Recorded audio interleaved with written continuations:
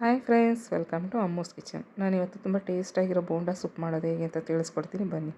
ಮೊದಲಿಗೆ ಒಂದು ಕುಕ್ಕರ್ಗೆ ಹೆಸರುಬೇಳೆ ಹಾಕ್ಕೊಂಡು ಒಂದು ಅರ್ಧ ಸ್ಪೂನು ಅರಿಶಿನ ಪುಡಿ, 1 ಸ್ಪೂನ್ ಆಯಿಲ್ ಹಾಕ್ಕೊಂಡು 2 ವಿಸಿಲಷ್ಟು ಬೇಯಿಸ್ಕೋಬೇಕು.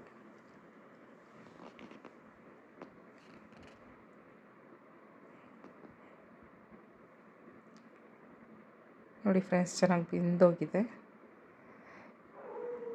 ಈಗ ನಾನು ಆಲ್ರೆಡಿ ಸೋಪ್ ಮಾಡಿಟ್ಟಿರೋ ಉದ್ದಿನ ಬೇಳೆನ 2ರಿಂದ 3 ಅವರ್ ನೆನೆಸ್ಕೊಂಡ್ರೆ ಸಾಕು. ಇದನ್ನು ಗ್ರೈಂಡ್ ಮಾಡಿ ಸಪ್ರೇಟಾಗಿ ಇಟ್ಕೊತಾ ಇದ್ದೀನಿ. ನಂತರ ಒಂದು ಪ್ಯಾನ್ಗೆ 2 ಸ್ಪೂನ್ ಆಯಿಲ್ ಹಾಕ್ಕೋಬೇಕು. 1 ಸ್ಪೂನ್ ಸಾಸಿವೆ, 1 ಸ್ಪೂನ್ ಜೀರಿಗೆ ಸ್ವಲ್ಪ ಜಾಸ್ತಿ ಹಾಕಿದ್ರೆ ಟೇಸ್ಟ್ ಚೆನ್ನಾಗಿರುತ್ತೆ ಫ್ರೆಂಡ್ಸ್. ಸ್ವಲ್ಪ ಹಸಿಮೆಣಸಿನ್ಕಾಯಿ ಮತ್ತು ಬೆಳ್ಳುಳ್ಳಿ ಸ್ವಲ್ಪ ಸಣ್ಣಗೆ ಕಟ್ ಮಾಡಿಬಿಟ್ಟು ಹಾಕ್ಕೋಬೇಕು. ಮತ್ತು ಕರಿಬೇವಿನ ಸೊಪ್ಪು, ಸ್ವಲ್ಪ ತೆಂಗಿನಕಾಯಿ ಸಣ್ಣಗೆ ಕಟ್ ಮಾಡಿ ಆ್ಯಡ್ ಮಾಡಿಕೊಂಡು ಸ್ವಲ್ಪ ಪೆಪ್ಪರ್ ಹಾಕ್ಕೊಬೇಕು. ಇದು ಫ್ರೈ ಆಗ್ತಾ ಇದ್ದಂಗೆ ನಾನು ಒಂದು ಟೊಮೆಟೊ ಆ್ಯಡ್ ಮಾಡ್ಕೊತಾ ಇದ್ದೀನಿ. ಟೊಮೆಟೊನ ಹಾಗೆ ಆಯಿಲಲ್ಲಿ ಫ್ರೈ ಮಾಡ್ಕೊತಾ ಇರಬೇಕು ಒಂದು 5 ಮಿನಿಟ್ಸು. ನಂತರ ಸ್ವಲ್ಪ ಅರಿಶಿನ ಪುಡಿ, ರುಚಿಗೆ ತಕ್ಕಷ್ಟು ಉಪ್ಪು ಹಾಕ್ಕೋಬೇಕು.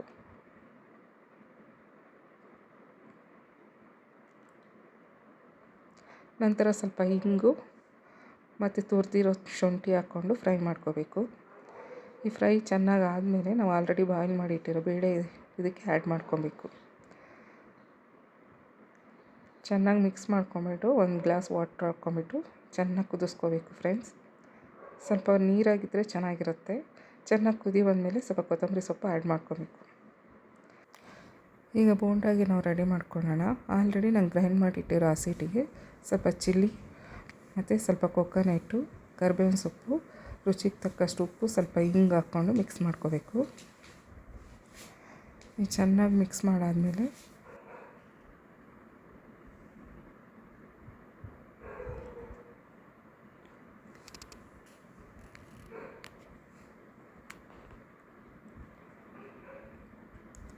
ಕಾದಿರೋ ಎಣ್ಣೆಗೆ ಚಿಕ್ಕದಾಗಿ ಬೋಂಡ ಥರ ಎತ್ತಿ ಹಾಕಬೇಕು.